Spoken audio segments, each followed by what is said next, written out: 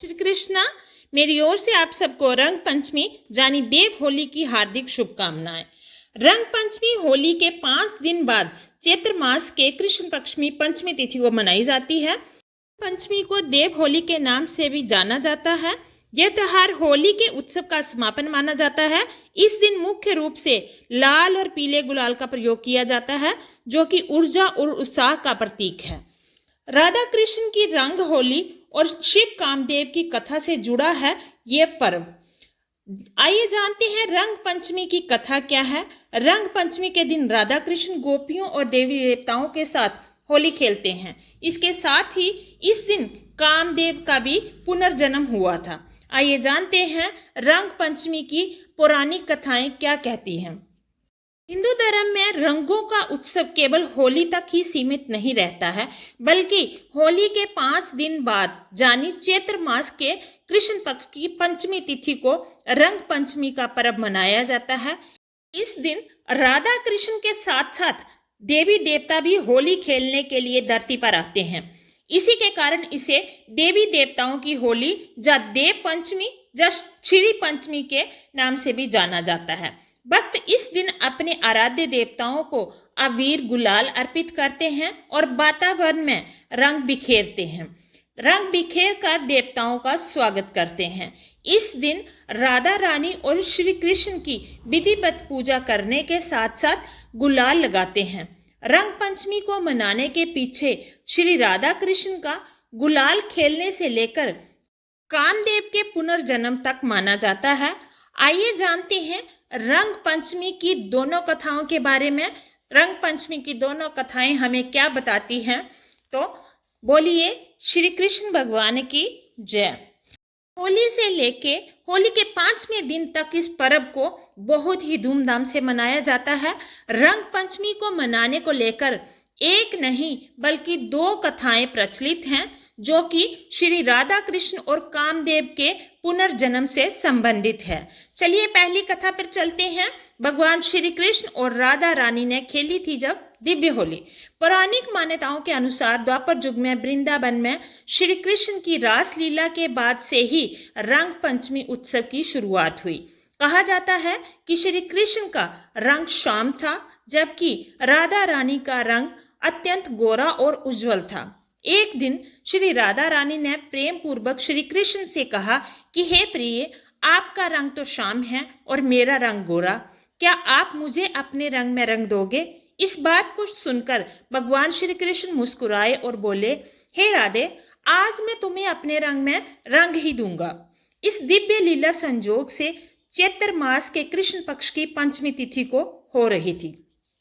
इस दिन भगवान श्री कृष्ण ने सबसे पहले राधा रानी पर रंग डाला और फिर गोपियों ने भी उन पर अबीर और गुलाल उड़ाना शुरू कर दिया।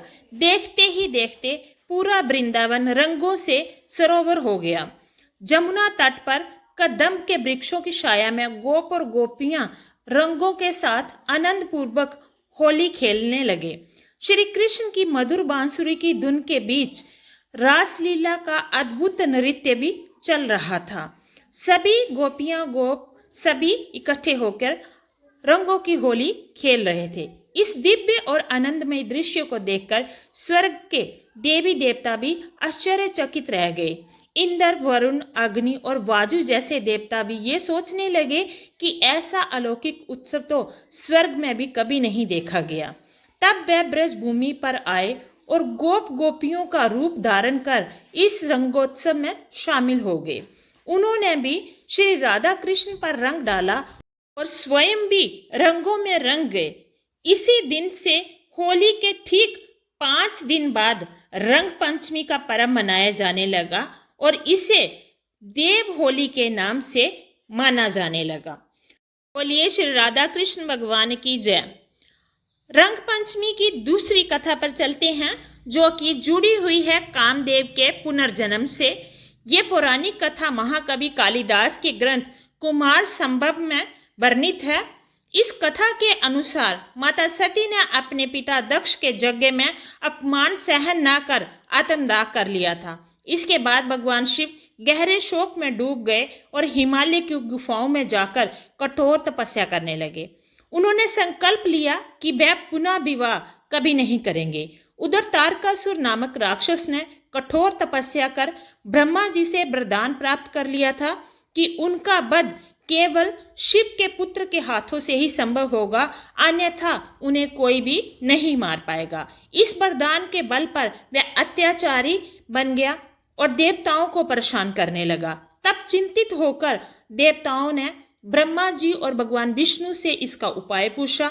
ब्रह्मा जी ने कहा कि भगवान शिव की तपस्या भंग कर उन्हें विवाह के लिए प्रेरित करना होगा, तभी भगवान शिव के पुत्र का जन्म होगा और तारकासुर का अंत संभव हो सकेगा, अन्यथा उन्हें कोई नहीं मार सकता।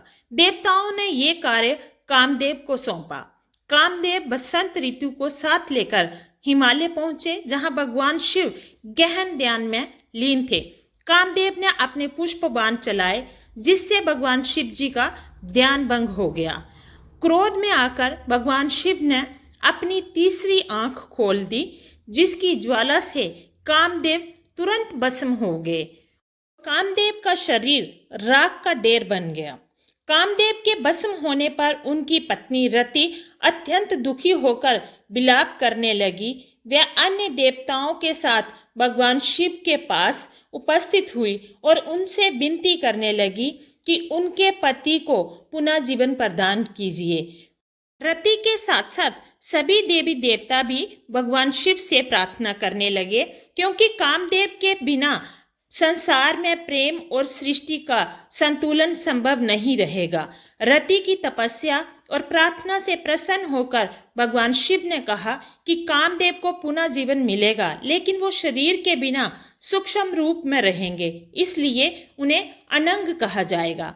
मान्यता है कि ये घटना चैत्र मास के कृष्ण पक्ष की पंचमी तिथि को हुई थी, जब कामदेव को पुनः जीवन प्राप्त हुआ था। तो देवताओं ने प्रसन्न होकर रंगों का उत्सव मनाया था। उन्होंने एक दूसरे पर अबीर गुलाल लगाया था और आनंद मनाया था।